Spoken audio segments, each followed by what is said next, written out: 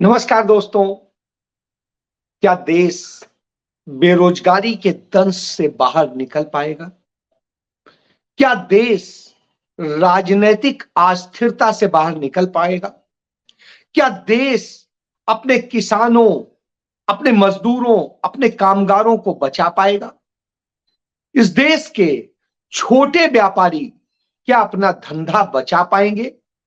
और क्या मगरमच्छ की तरह से अदानी अंबानी इस देश की सारी व्यवस्था को निगल नहीं जाएंगे? आज ये सारे सवाल खड़े हो गए हैं और इन सवालों के बीच में राहुल गांधी है। इसलिए राहुल गांधी है क्योंकि इस देश के युवाओं को, इस देश के किसानों को, इस देश के श्रमिकों को, इस देश की महिलाओं को, इस देश के मुसलमानों को, इस देश के पिछड़ों, दलितों, आदिवासियों को, सबको आज यदि किसी पर यकीन है कि वो इंसाफ दिला सकता है, वो उन्हें उनके हक दिला सकता है, तो राहुल गांधी। शायद यही वजह है कि आज जब राहुल गांधी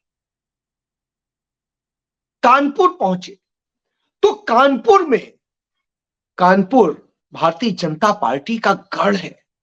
मुरली मनोहर जोशी जैसे लोग जहां से सांसद रहे हों, जहां पे सांप्रदायिकता की आग झोंकी जाती रही और सब कुछ हुआ हो, उस कानपुर में, जिस कानपुर में कभी कम्युनिस्टों का गढ़ रहा हो और उसने कांग्रेस को उखाड़ दिया हो, उस कानपुर में राहुल गांधी के लिए जन सैलाब उमड़ पड़ा।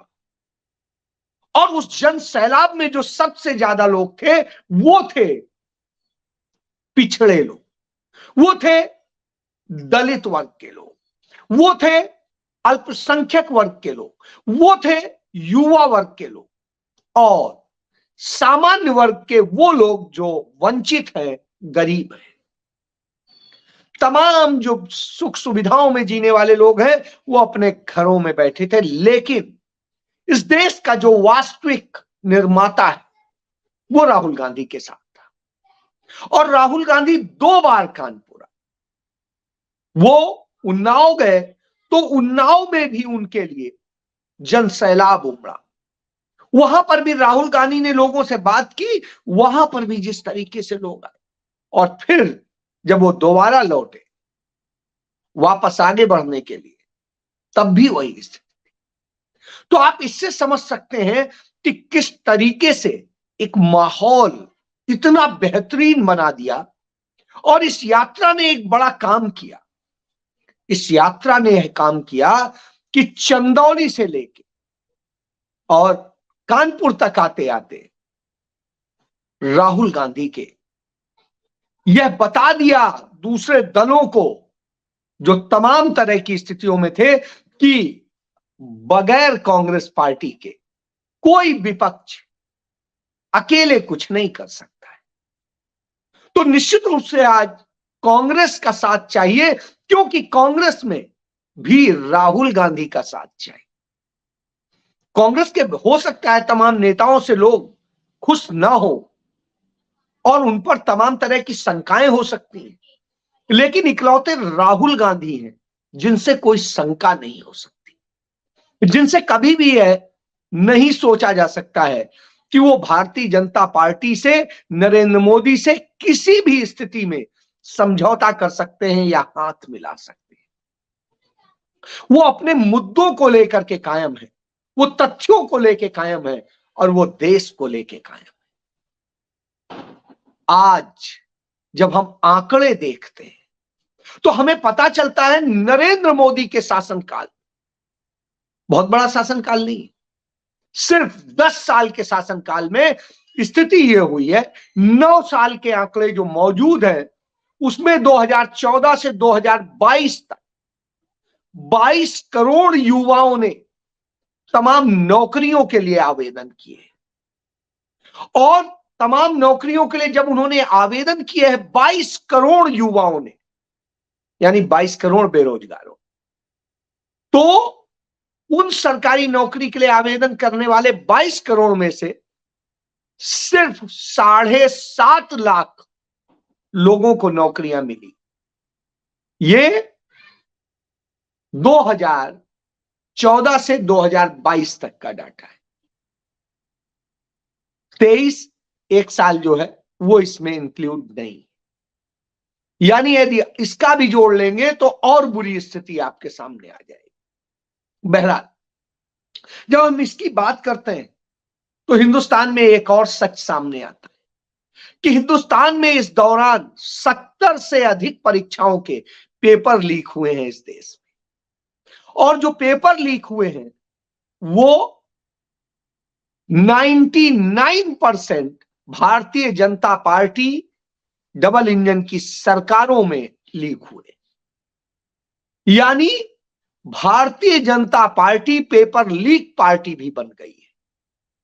उत्तर प्रदेश की ही बात करें तो योगी आदित्यनाथ जो तमाम तरह की बातें कहते हैं उन्हीं की बात कर लें तो जुलाई 2017 में यूपी पुलिस में रिक्रूटमेंट होना था, 3307 पदों के लिए था और इसमें 20 लाख लोगों ने आवेदन किया था, 20 लाख से अधिक लोगों ने, और हर आवेदक से 400 रुपया वसूला गया था। और स्थिति यह हुई, इसका पेपर लीक हो गया, भर्ती नहीं हो पाई। फिर सितंबर 2018 में ट्यूबवेल ड्राइवर इस सब तरह के चीजों के लिए हुआ, ये भी 3200 पद थे और 2.5 लाख लोगों ने आवेदन किया से, उससे ज्यादा। और स्थिति यह है कि इसमें भी कुछ नहीं हुआ, ये हालत है। इसके बाद में नवंबर 2021 में यूपी टीईटी का एग्जाम हुआ, ये 60,000 से अधिक पदों के लिए था और इसमें 21 लाख से अधिक लोगों ने आवेदन किया था और 1200 से 800 रुपए फीस थी। ओबीसी और एससी और इसके लिए 800, बाकी के लिए 1200। और स्थिति यह हुई, पेपर लीक हो गया, भर्ती नहीं हो सकी, आज तक नहीं हुई है। इसके बाद में आप देखिए फरवरी 2023 में यानी पिछले साल आरओ, एआरओ, यूपी, पीसी इन सब के लिए हुआ था और ये 334 पदों के लिए हुआ था और 334 पदों के लिए 11.25 लाख लोगों ने आवेदन किया था। और स्थिति क्या हुई कि इसमें भी बड़ी वसूली हुई फीस की और उसके बाद में भर्ती नहीं हो सकी, पेपर लीक हो गया। फिर इसी साल अभी चंद दिन पहले यूपी पुलिस में 60,000 से अधिक पदों के लिए आवेदन मांगे गए थे, कांस्टेबल के पद के। 48 लाख से अधिक अभ्यर्थियों ने आवेदन किया था, बेरोजगारों ने। और स्थिति क्या हुई, उनसे 400 रुपया के हिसाब से पैसा भी वसूल लिया गया और साफ पेपर लीक हो गया। तो ये उदाहरण सिर्फ इसके, हरियाणा में देखिए, राजस्थान में देखिए, आप मध्य प्रदेश में देखिए, आप गुजरात में चले जाइए, आप पश्चिम बंगाल चले जाइए, आप कहीं किसी राज्य में चले जाइए, paper leak, paper leak, paper leak. और जहां पेपर लीक हुए वो जगह सिर्फ एक पेपर कांग्रेस शासित राज्य राजस्थान में लीक हुआ था, जिस पर तत्कालीन कांग्रेस सरकार ने तुरंत एक्शन लिया था और तुरंत उस पर नई कार्रवाई की थी। लेकिन बाकी जगह पेपर लीक हुए, सब कुछ हुआ और कोई पूछने वाला नहीं है, जांचने वाला नहीं, उस पर कोई कार्रवाई नहीं हुई। यह दशा है। ये बताता है कि किस तरह की हालत है। केंद्र सरकार की स्थिति, मौजूदा स्थिति की यदि बात कर ले, बार बार बताया जाता है जिस तरीके से इस समय पूरे हिंदुस्तान में 1 करोड़ से अधिक पद खाली पड़े हुए हैं, 1 करोड़ से अधिक, और ये सैंक्शन पद। और ये तब स्थिति है जब नियम के तहत कोई पद यदि 3 साल तक भरा नहीं जाता है तो पद स्वतः खत्म हो जाता है। यानी तमाम पद इन्होंने ऐसे खत्म कर दिए। और तमाम पद ऐसे खत्म कर दिए कि कुछ में अग्निवीर भर्ती कर लिए, कुछ में कुछ और कर लिए, कॉन्ट्रैक्ट पे कर लिए और इस तरह से करके खत्म कर दिए। दूसरी तरफ जो अभी भी बचे हुए हैं वो 1 करोड़ से अधिक, उन पर भर्ती नहीं हो रही। यानी इस देश के युवाओं को हम रोजगार नहीं देंगे, हम उन्हें सम्मान से सुरक्षित जीवन नहीं देंगे, हम उन्हें ऐसा बनाएंगे कि वो हर समय इस डर में रहे कि कब हमारी नौकरी चली जाएगी, कब हमारे साथ क्या हो जाएगा, और वो इस संशय में फंसे सरकार के आगे हाथ पांव जोड़े खड़े हों, याचक की तरह खड़े हों। एक वक्त होता था कर्मचारी सरकार से कह देता था नहीं ये नहीं हो सकता, नियम के विरुद्ध है, अपने सीनियर ऑफिशियल से कह देता था। आज क्या किसी कहने की हिम्मत है? नहीं है। क्यों? जानता है पता नहीं किस क्षण नौकरी से निकाल दिया जाए। पहले होता था कि अरे कोई क्या कर सकता है, तो इस तरह की स्थितियां होती। तो पहली बात ये, तो इस तरह से नौकरियों से वो किया जा रहा। इसके बाद में इस देश में तो नौकरी दे नहीं पाएंगे, तो क्या कर रहे हैं? अपने मित्र जो हैं वहां मरने के लिए, इजराइल जो है लगातार गाजा से इस समय हार रहा है, और जब इजराइल हार रहा है उसके लोग लड़ने को तैयार नहीं है, तो क्या हो? इजराइल ने कहा कि आप अपने लोग भेज दो। हमारे नरेंद्र मोदी ने हमारे देश के युवाओं का भविष्य बेच दिया, क्योंकि यहां नौकरी नहीं मिल रही है, यहां वो घुट घुट के मर रहा है। इससे अच्छा सोचता है चलो वहां जाएंगे कुछ तो मिलेगा, मर भी जाएंगे तो कुछ कंपनसेशन परिवार को मिल जाएगा, परिवार पल जाएगा। हमारे देश में परंपरा बहुत है कि अरे हमारे बाद बच्चों क्या होगा या हमारे उससे क्या होगा, उनके लिए क्या कर दे, क्योंकि सामाजिक सुरक्षा तो है, और हिंदुस्तान में कोई दे नहीं रहा। संयुक्त परिवार उस तरह से रह नहीं गए। तो हमारे युवाओं को मरने के लिए इजराइल भेजा जा रहा है, नौकरी के लिए इजराइल में जाके वहां की सेना के लिए आप काम करेंगे, लड़ेंगे गाजा में, और आप मरेंगे। उनका कुछ नहीं जाएगा, उनके देश को बचाएंगे, उनके लिए काम करेंगे, और राष्ट्रभक्ति के लिए नहीं जा रहे हैं, मजबूरी में जा रहे हैं। इससे बड़ी और सोच सकते हैं आप कितना मजबूर देश को बना दिया है। वैसे ही मजबूर बना दिया है जैसे 81.25 करोड़ लोग 5 किलो राशन की मुफ्त की लाइन में खड़े हो जाते हैं। क्यों? इतनी जिल्लत से कौन लेना चाहेगा? वही लेगा जिसके अंदर जमीर नहीं होगा और उसकी औकात नहीं होगी कि वो अपने घर को अपने बूते चला सके। तो सबसे बड़ी बात, जमीर मार के वही लेता है, भिखारी बन के वही खड़ा होता है। नहीं तो व्यक्ति कहता है मेरे पास 10 रुपए हैं, हम 10 में ही खाएंगे, हम नहीं भीख लेंगे। और वो कहता है हम सम्मान से अपने हक का लेंगे, वो खाएंगे। लेकिन हिंदुस्तान में यह स्थिति में ला दिया है इस देश को, तो यह स्थिति है। उधर मनरेगा में आप देखिए किस तरह की हालत है। मनरेगा की मजदूरी करने के लिए विवश व्यक्ति, उसके लिए भी उसे पूरा वो नहीं मिल पा रहा है, उसका भी पेमेंट नहीं हो पा रहा है।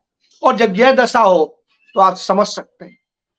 उधर किसानों को जिस तरीके से मारा जा रहा है, इस देश की किसानी को बर्बाद किया जा रहा है। आप देख रहे हैं किसान अपने हक मांग रहा है।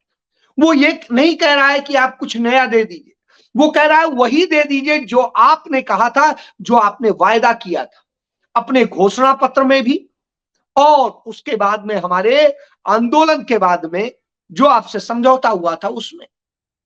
लेकिन सरकार उस पर कुछ करने को नहीं तैयार। हाँ, सरकार कर रही है, हत्याएं कर रही।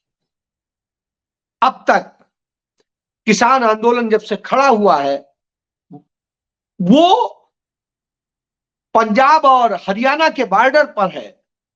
लगता है वो भारत पाकिस्तान के बॉर्डर पे है या भारत चीन के बॉर्डर पे है। हमारी सेना चीन को जवाब नहीं दे पाती, हमारी सेना आजकल पाकिस्तान को भी जवाब नहीं दे पाती, और जो चीन को करना है वो कर लेता है। लेकिन हमारे देश के किसानों पे वो जरूर, हमारे देश के अर्धसैनिक बल और पुलिस काम कर रहे हैं। हालत ये है कि पुलिस के भी 3 जवान मारे जा चुके हैं, सब इंस्पेक्टर। उन्हें किसी ने मारा नहीं है, वो अपने आप मर गए।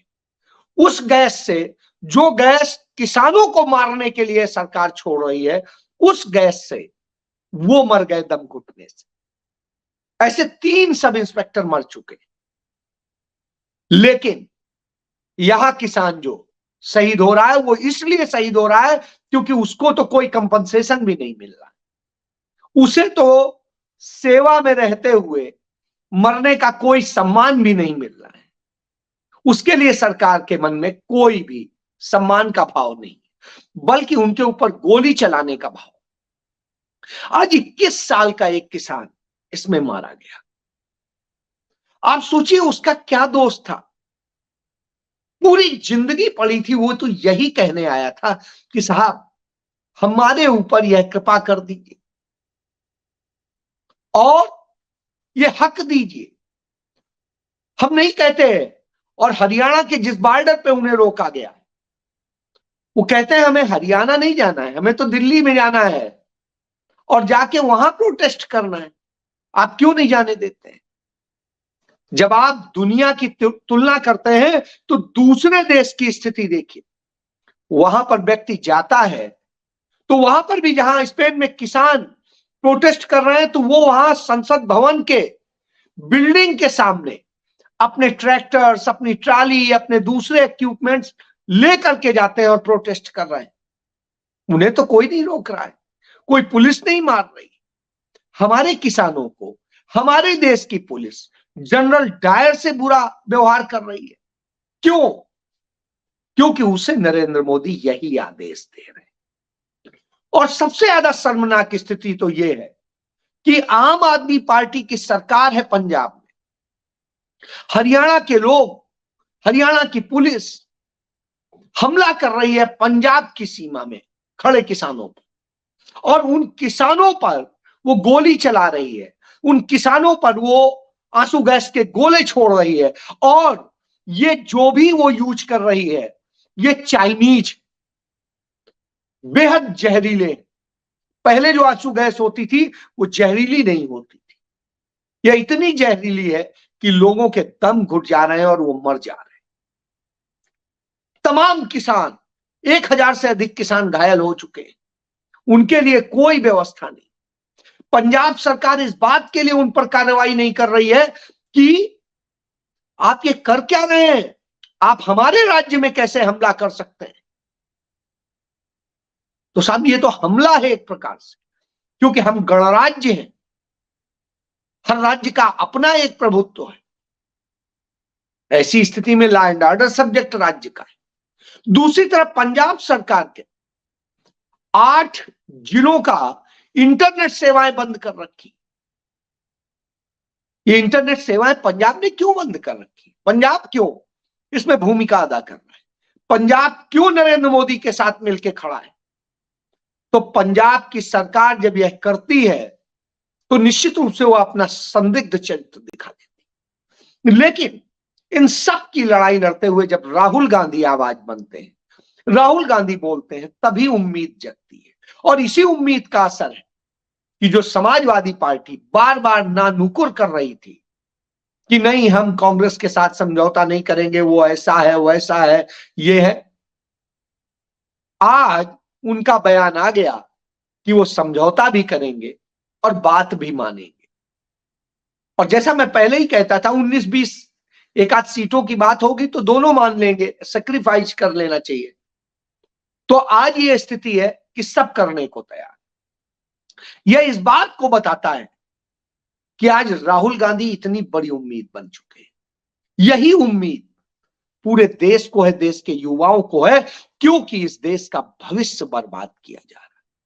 और जब देश का भविष्य बर्बाद किया जा रहा हो तो इस देश का युवा किसी को अपने लिए जो आवाज बनता है उसके साथ खड़ा होता है, तो ऐसा व्यक्ति सिर्फ और सिर्फ राहुल गांधी नजर आते हैं। यही वजह है कि दुनिया की यूनिवर्सिटीज राहुल गांधी को अपने यहां बुलाती हैं, उनसे चर्चा कराती हैं।